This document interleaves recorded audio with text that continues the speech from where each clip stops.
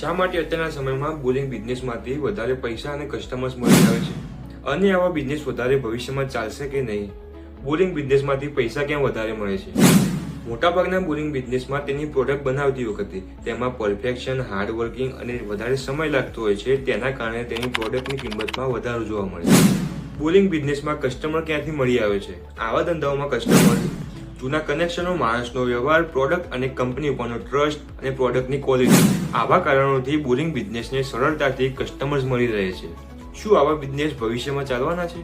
આનો ચાન્સ 50% છે. ચાલશે પણ ખરા, નહીં પણ ચાલે. કારણ કે હાલના સમયમાં માર્કેટમાં કોમ્પિટિશન વધી ગયું છે. એટલે કે આજના સમયમાં જે કોઈ માણસ પોતાની કંપની માટેનું સારું વેલ્યુએશન અને નામ બનાવીને બેસેલું હશે તે જ આ માર્કેટમાં ચાલવાના છે.